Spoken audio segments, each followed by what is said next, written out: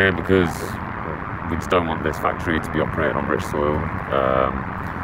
We haven't consented to this being here. These weapons that are being used to occupy Palestine, to brutalise the Palestinian people, to enforce settler colonial rule over people all over the world, really, not just Palestine. That being manufactured here is unacceptable. It's a disgrace to us. We're here to shut this Israeli arms factory down, which is in Leicester, and it's one now of 8 remaining factories. We've already shut down 2 in the country. This particular Israeli arms factory is making what they call the Watchkeeper drone. That's its flagship product, but it also has a £5 million per annum export license. So there are munitions being sent over to Palestine to occupy Palestine and Haifa. So if you join the dots back, when Palestine is bombed, this is where it begins. This is where the munitions are made. This is where the weapons start. This is where it all begins. And as we know, Gaza was bombed last night, and a 58-year-old gentleman was killed in his house from a drone, from a payload that was dropped from the very drones that this company makes. So it's really important for us to be here and shut this place down. The whole thing is connected. You know, if the Israelis bomb Gaza, and to do that they have to make the weapons. We, in this country, the resources that they use, the components are made in this country. The plastics, all of the stuff that they need to make the weapons are too expensive to actually import into Palestine. So it's really cheap, it's cheap labour, and it's a cheap way of making hideous weaponry that murders and maims people without spending a lot of money and then increasing your profits. And you know, we have 8 of these factories remaining in Britain because we are making the plastics and the components and the steels and the aluminiums and the tins and the metals that they need in order to make these hideous products. I'm here as a local Leicester resident, and the Elbit UAV factory behind me actually supplies the Israelis with 85% of their military equipment, including components towards their vehicles, Watchkeeper drones that surveil and also attack Palestinians and massacre them. They've also used they've armed their drones, which has been proven. And I just feel really disgusted by it. The fact that as a British person as well, and someone who supports Palestine, what can I possibly do, knowing that I come from a land which has such a legacy when it comes to colonialism, but also its role in Palestine. And it's no surprise that they have this role and they play this role on our doorstep. So for me, it's to ensure that our community remembers that this factory exists here and that we continue to resist it. It also produces Watchkeeper drones, the Hermes 450 as well, at the same time as creating components for military vehicles. They were also responsible in 2021, during May, they were supporting the Israeli military directly when they were attacking Gaza. So when Palestinians were being massacred, the Elbit Systems was actually on the battlefield with them when they attacked Palestinians. So they are very complicit, they are guilty, and we're not here to just allow this industrial, vague-looking building to just get away with it, existing here. We're here to ensure that people are reminded it exists, and we want it to be shut down. I am here today to support the siege, to bring a few more bodies down after all the stress that happened here yesterday, support my friends and help try and get the arms factory shut down. It is a factory that's owned by Elbit Systems, who manufacture weapons that are then sold over to the Israeli state that are used on the Palestinians. I would love a sweet, thank you very much. Oh yeah, so the factory is one of Elbit's, and they manufacture weapons, I think particularly drones, that are then sold over to the Israeli government as weapons that are used on Palestinian people and the occupation there.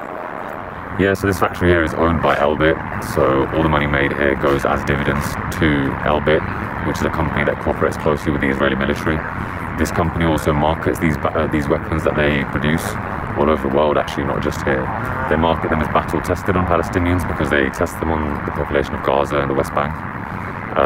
And yeah, without this factory and without everything that is part of the occupation of Palestine, would not be possible. Britain has had a key role in the occupation of Palestine since the 1910s, really. Even before Israel was created, they were occupying it.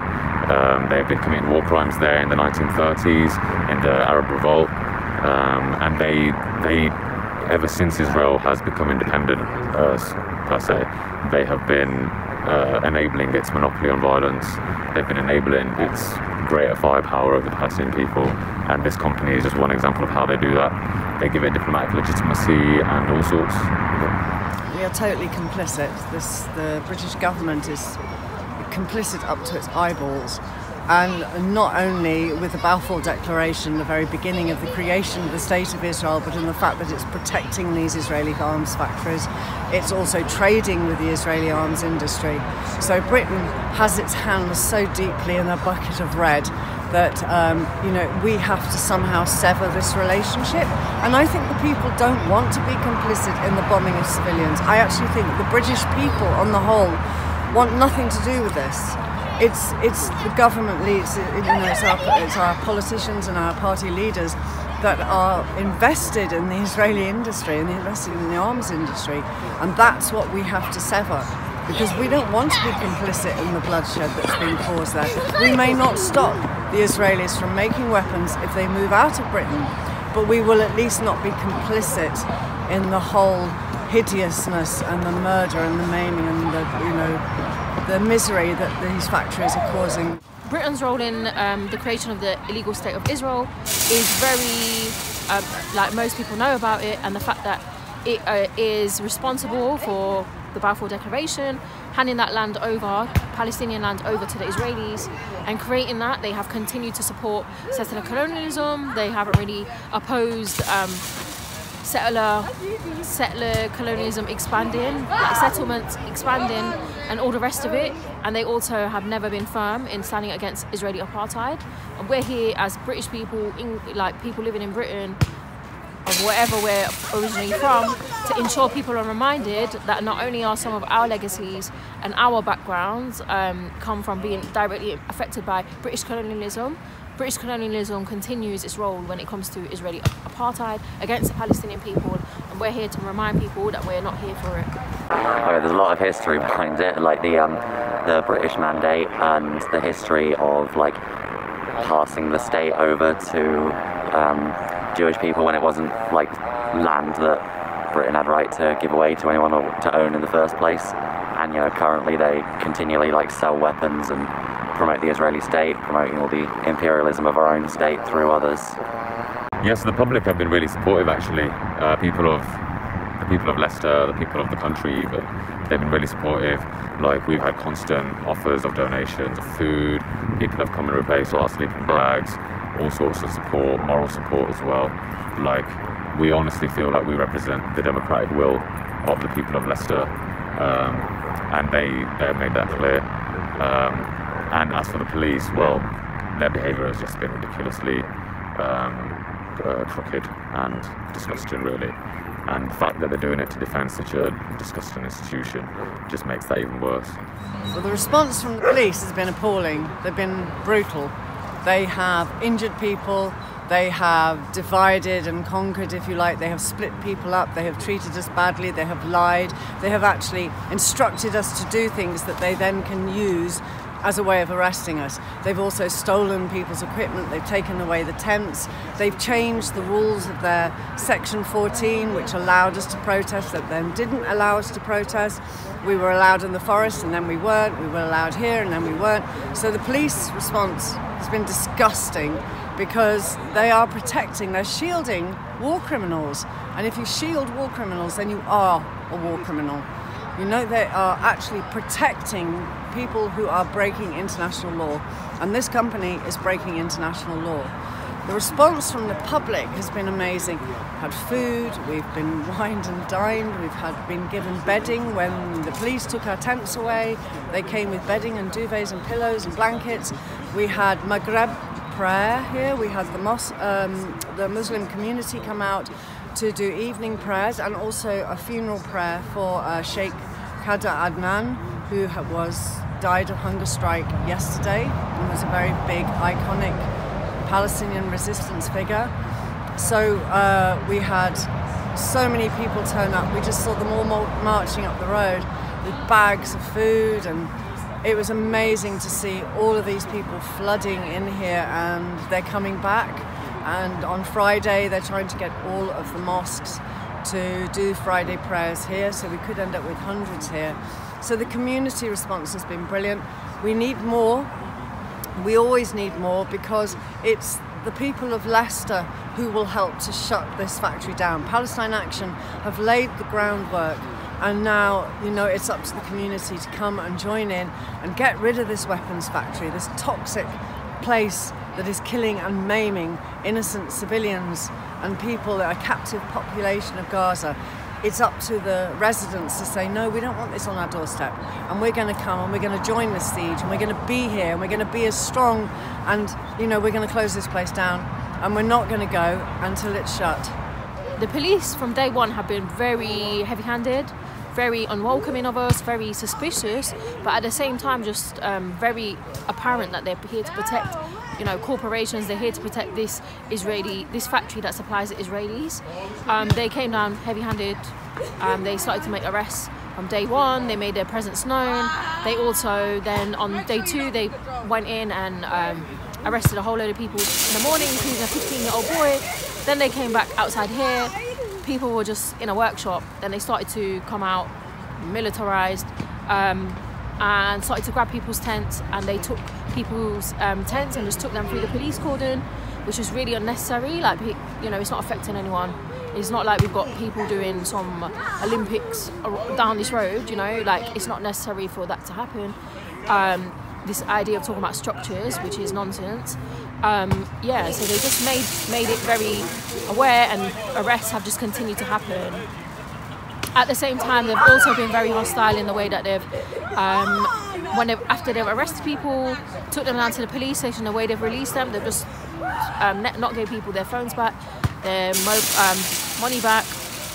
People have been left stranded without money or their phones, left at Leicester railway station, not knowing what to do and how they're getting home. I mean, the public's been lovely. We've just had some lovely food that's been brought out by some locals. There's some prayers that are being led at the minute. I'm trying to be a bit quieter. The police have been a bit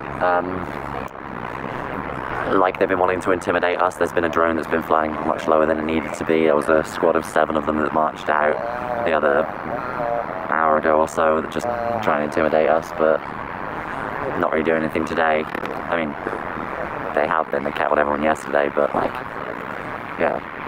Turn up. That's the most important thing. We need people here. We need bodies here. We need people to get involved, to get stuck in with stopping this company and enforcing the siege on this factory. I think just come along. Get involved, come along, meet us. We're willing to talk, we're willing to explain what we're doing. Come and sit, come and eat with us, spend some time in the evening, maybe come do Friday prayers with us. And I think just find out why we're trying to shut the place down if you don't understand, and just to give us support, and we can all talk and chat and get to know each other. The best way to shut this place down is people power, and we can do it. We can do it. If the Palestinians can face bullets and bombs, then we can put up with a little bit of rain, or a little bit of wind, or a bit of cold air, or eating on the ground. The Palestinians are dying because of this place. So I think come along, get to know us, find out what we think about it, talk about it and learn and help to shut this place down. People can support by coming down to join the siege. Make their presence be known, come and support, just be numbers on the ground. I think it's really important that the numbers continue to grow on the ground, and in support and solidarity with the activists that have actually come down from all the way from Australia to Scotland and across the UK to ensure that this Elbit factory is out of Leicester. So yeah, just continue to show your support, reach out to people, and we just got to make noise. People can get involved. They can come down here if they're close to Leicester, if they've got time. Come down and join the siege, and then support people, bring food and supplies and anything else, and just bodies, as in, the more people here, the better. The more intimidating it is, the more of a community we've got, and the more support the people that are staying out here for as long as they can have. there's also in particular Transaction Blocker donating to the legal fund for Palestine Action to help people that have been arrested, help them get supported with solicitors and things like that, so people can donate to that as well.